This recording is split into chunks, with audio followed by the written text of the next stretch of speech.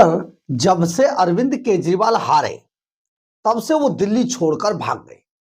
लेकिन तभी से अरविंद केजरीवाल और दिल्ली के अंदर केजरीवाल से सत्ता छीनने वाली भारतीय जनता पार्टी के बीच में भागम भाग शुरू है। और ये भागम भाग इस कदर है कि पूरी तरीके से ये एक देखा जाए तो एक खेल जैसा हो गया है।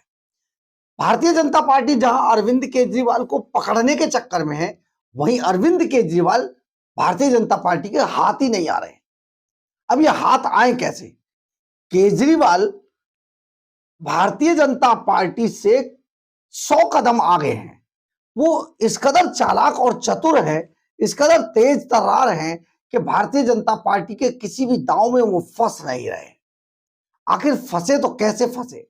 11 सालों तक जो आदमी जमीन से उठकर अचानक सत्ता के सिंहासन पर जा बैठा और 11 साल तक जिसने सत्ता संभाली, बाकायदा झूठ बोल के, फरेब से, मक्कारी से, वो आखिर इतना आसानी से तो पकड़ में नहीं आने वाला है। बिल्कुल आप सही समझ रहे हैं, अरविंद केजरीवाल और बीजेपी के बीच में भागम भाग शुरू है। लेकिन हर बार केजरीवाल कहीं ना कहीं भारतीय जनता पार्टी को गच्चा दे जाते हैं। नमस्कार, मैं हूं कुमार गजेंद्र। जनपद ऑन द स्पॉट में आपका स्वागत है। हमारे एक दूसरे social media platform podcast with Kumar Gajendra में भी आपका स्वागत है, जहां आप हमें सुन सकते हैं। हम बात कर रहे हैं एक समय पर अरविंद केजरीवाल के समय जिस तरीके के बड़े बड़े झूठ गढ़े गए, उनमें से एक बड़ा झूठ था दिल्ली विधानसभा के अंदर फांसी घर पाया जाना। और उस वक्त अरविंद केजरीवाल एंड कंपनी ने भारतीय जनता पार्टी समेत कांग्रेस, भारतीय जनता पार्टी, जितनी भी सरकारें थी, जितनी भी पार्टियां रही, उन सबको आड़े हाथों लिया और उन सब के बारे में कहा कि देखिए, ये शहीदों का किस कदर अपमान करती हैं पार्टियां। ये राजनीतिक पार्टियां सिर्फ अपनी रोटी सेकती हैं और शहीदों का अपमान करती हैं, क्योंकि दिल्ली विधानसभा के अंदर इतने लंबे समय से, अंग्रेजों के टाइम से फांसी घर था और पार्टियां छिपा रही थी। ये खबर अखबारों ने, मीडिया ने भी हाथों हाथ ली, क्योंकि सचमुच अगर ऐसा था जैसा दिखाया जा रहा था तो सचमुच बहुत गंभीर मामला था। लेकिन सबसे बड़ी बात यह है कि ये सब झूठा निकला। दरअसल है क्या, साल 2000 जब ये मामला हुआ तो उस वक्त ये पूरा का पूरा मामला फांसी घर का मुद्दा गरमाया।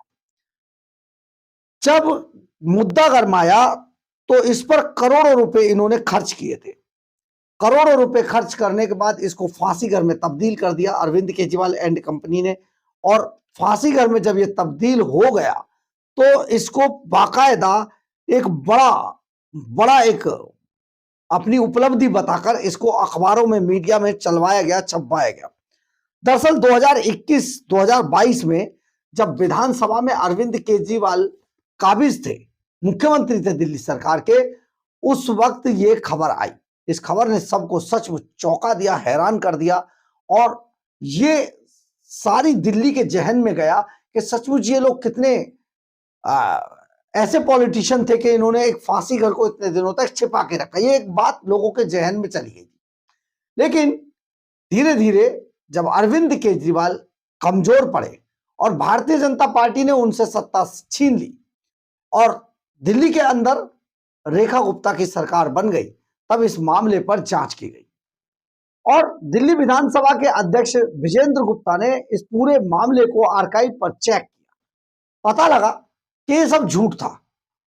विधानसभा के अंदर जिस परिसर को, जिस जगह को बंद किया गया था, वो एक टिफिन घर था और यहां पर खाना ऊपर बनाने के बाद नीचे कैंटीन से नीचे की तरफ लटका दिया जाता था। ये केवल एक टिफिन घर था और एक लिफ्ट यहां पर छोटी सी इसीलिए रस्सी बांध कर लटकाई गई थी, जिसको अरविंद केजरीवाल और तत्कालीन जो अरविंद केजरीवाल, डिप्टी सीएम मनीष सिसोदिया, तत्कालीन विधानसभा अध्यक्ष रामनिवास गोयल और डिप्टी स्पीकर राखी बिरला ने इस पूरे मामले को बढ़ा चढ़ाकर पेश किया। खैर, इस पर जब जांच की आर्काइव पर विजेंद्र गुप्ता ने, विधानसभा अध्यक्ष ने जांच कराई तो ये सब फर्जी निकला। इसके बाद ये पूरा मामला चर्चा में आ गया और अरविंद केजरीवाल एंड कंपनी को महंगा पड़ा। लेकिन तभी से भारतीय जनता पार्टी इस पूरे मामले पर केजरीवाल एंड कंपनी को घेरने की कोशिश करती है। 16 फरवरी को भी इस पर एक तारीख थी और अरविंद केजरीवाल और इन बाकी चारों लोगों को पेश होना था और प्रद्युमन राजपूत की जो विशेषाधिकार समिति है, अध्यक्षता में जो विशेषाधिकार समिति बनाई गई है, उसके सामने इन्हें पेश होना था। ऐसा लग रहा था जैसे अरविंद केजरीवाल आएंगे और उनके लोग भी आएंगे, लेकिन एंड टाइम पर केजरीवाल ने गच्चा दे दिया। केजरीवाल ने विधानसभा की जो विशेषाधिकार कमेटी है, समिति है, उसको एक पत्र लिखा और उसमें 2 बातों का जिक्र किया। आई नहीं कुछ, एक पत्र लिख दिया।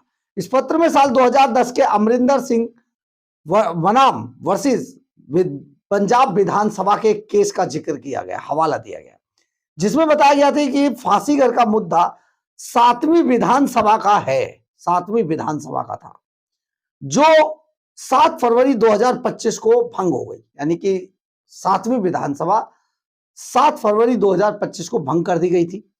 नियम के मुताबिक, यह अरविंद केजरीवाल ने पत्र लिखा है, नियम के मुताबिक विधानसभा खत्म होते ही उस विधानसभा के सभी पुराने मामले अपने आप खत्म हो जाते हैं। यानी कि फांसी घर के मुद्दे पर अब आप अरविंद केजरीवाल एंड कंपनी को नहीं फंसा सकते हैं, क्योंकि जब विधानसभा 7 फरवरी 2025 को खत्म हुई तो उनके सारे केस खत्म हो गए। पहला ये दिया उन्होंने। दूसरा, नियम के मुताबिक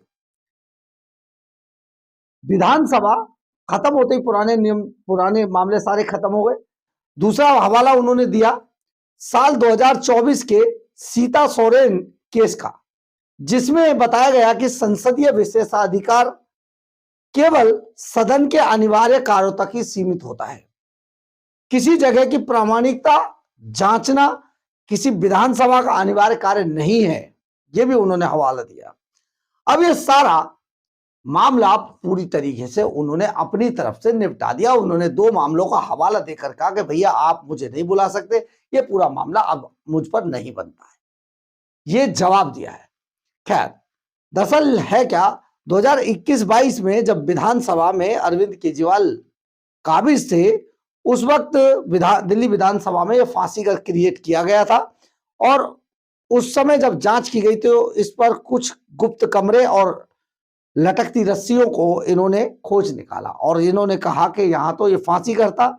और फांसी घर पता चलने के बाद फिर 9 अगस्त 2022 को इस पर करोड़ों रुपए खर्च करके इसे एक मॉन्यूमेंट के तौर पर दिल्ली विधानसभा परिसर के अंदर तैयार कर दिया गया। अब यह पूरा मामला अरविंद केजरीवाल ने फिर एक बार टाल दिया है। मतलब आप समझिए, उन्होंने 2 केस का हवाला दिया और उन्होंने कहा जी मुझ पर एक केस बनता नहीं, इसलिए आपकी विशेषाधिकार समिति का कोई मतलब नहीं बनता है और हम नहीं जा रहे हैं। इसके बावजूद अरविंद केजरीवाल को 6 मार्च की अंतिम अवसर दिया गया है। 6 मार्च को आएंगे नहीं आएंगे, होगा क्या ये आगे देखा जाएगा, लेकिन फिलहाल अरविंद केजरीवाल पेश होने के मूड में नहीं है। और खास तौर पर भारतीय जनता पार्टी की रेखा गुप्ता सरकार के साथ आंख मिचोली खेल रहे हैं, चूहे बिल्ली का खेल खेल रहे हैं। साफ तौर पर इससे पता चलता है कि केजरीवाल किसी भी सूरत में कम से कम भारतीय जनता पार्टी के किसी नेता के सामने पेश होने वाले तो कम से कम नहीं है, बहुत क्लियर है।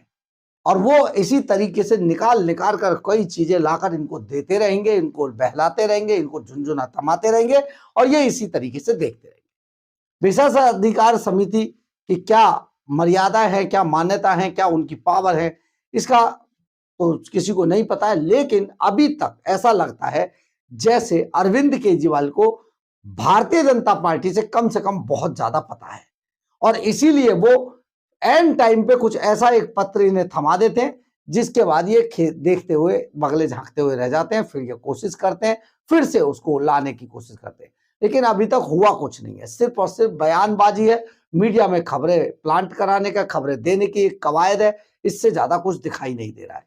आप ये समझिए, अगर केजरीवाल के खिलाफ कानूनी कार्रवाई करनी है तो इस पे कर डालिए। अगर उसने गलत किया है तो करना ही चाहिए, होना ही चाहिए। इतना बड़ा धोखा देना, देश को धोखा दिया, दुनिया को धोखा दिया, आप सोचिए ना कहां से लाकर क्रिएट कर दिया, करोड़ों रुपए पानी की तरह बहा दिए, एडवर्टाइजमेंट पर पेड न्यूज छपवाई, सारी चीजें हुई, परंतु अभी तक बीजेपी अरविंद केजरीवाल को कम से कम घेर पाने में असफल ही रही है। अब देखते हैं 6 मार्च को क्या होता है और जो विशेषाधिकार समिति है वो अरविंद केजरीवाल पर क्या और कितना बड़ा एक्शन ले पाती है। बहरहाल, अगर आपको हमारी ये खबर अच्छी लगे तो आप इसे लाइक, सब्सक्राइब और शेयर जरूर करें। कमेंट्स बॉक्स में अपनी राय जरूर लिखें। इससे हमें बहुत ऊर्जा मिलती है। जय हिंद, जय भारत।